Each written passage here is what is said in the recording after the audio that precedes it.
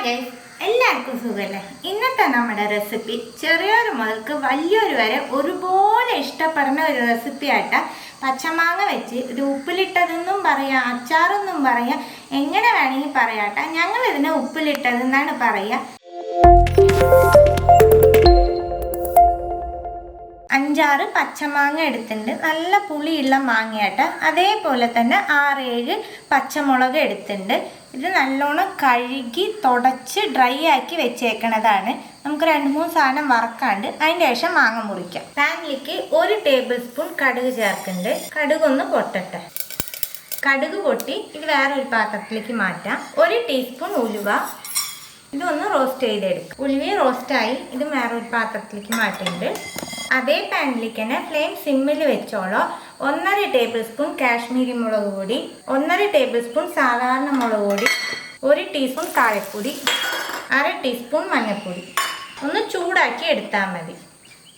പൊടി കരിഞ്ഞു പോകരുത് കേട്ടോ. മുളക് പൊടി കുറച്ച് ചേർക്കാൻ കാരണം പച്ചമുളക് ചേർക്കുന്നുണ്ട് നിങ്ങൾ പച്ചമുളക് ചേർക്കണില്ലെങ്കിൽ അതനുസരിച്ച് മുളക് പൊടി എടുത്തോളണം. പൊടിയും ചൂടായി ഫ്ലെയിം ഓഫ് ആക്കിയിട്ട് ഇത് തണുക്കാനായിട്ട് വെക്കാം.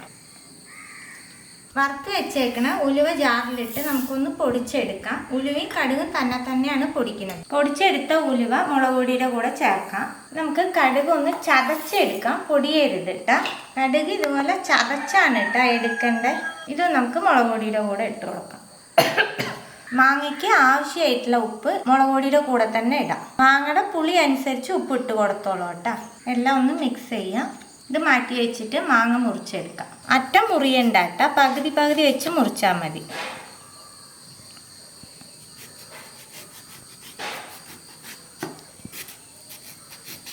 ഇതുപോലെ എന്നിട്ട് വിടർത്തിയാൽ മതി.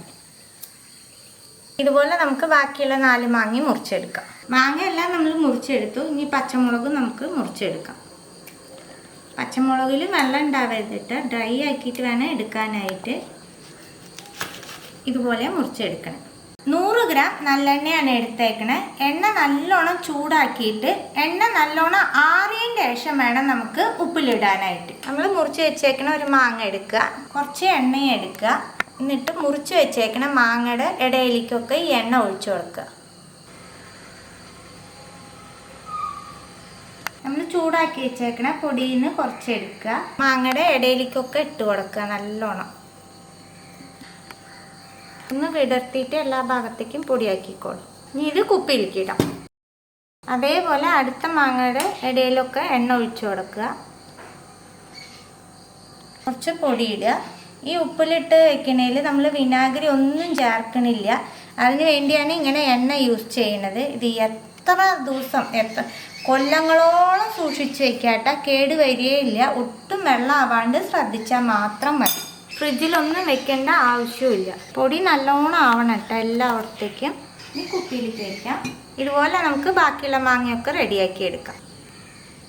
എത്ര മാങ്ങയാണോ എടുക്കണേ അതിൽ പകുതി മാങ്ങ ഇതുപോലെ റെഡിയാക്കിയതിൻ്റെ ശേഷം അതിൻ്റെ മുകളിൽ നമുക്ക് എണ്ണ ഒഴിച്ചു കൊടുക്കണം.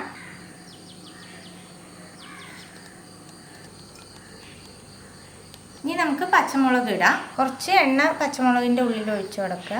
ഇപ്പം പകുതി പച്ചമുളക് ഇടുള്ളൂ. മാങ്ങ മൊത്തം ഇട്ടതിൻ്റെ ശേഷം ബാക്കിയുള്ള പച്ചമുളക് ഇടാം.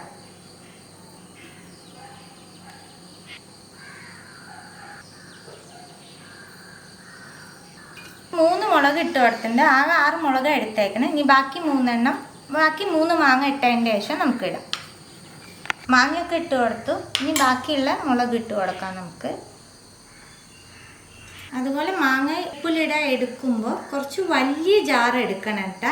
മാങ്ങ കുത്തി നിറച്ചിടരുത്. കുറച്ച് ഗ്യാപ്പ് വേണം കുപ്പിയിൽ. അതനുസരിച്ച് വേണം നമുക്ക് ഉപ്പിലിട്ട് വെക്കാനായിട്ട്. മാങ്ങയും മുളകും എല്ലാം ഇട്ട് കൊടുത്തു. ഇനി ഇതിൻ്റെ മുകളിൽ കുറച്ച് എണ്ണ സ്പ്രെഡ് ചെയ്യുന്നുണ്ട്. ബാക്കിയുള്ള പൊടികൾ മുഴുവനും മുകളിലിട്ട് കൊടുക്കാം. ചെറിയ കഷ്ണം ഒരു ഇല എടുത്ത് കഴുകി വാട്ടി വെച്ചേക്കണതാണ്. ഈ ഇല ഒന്ന് എണ്ണയിൽ മുക്കുന്നുണ്ട്.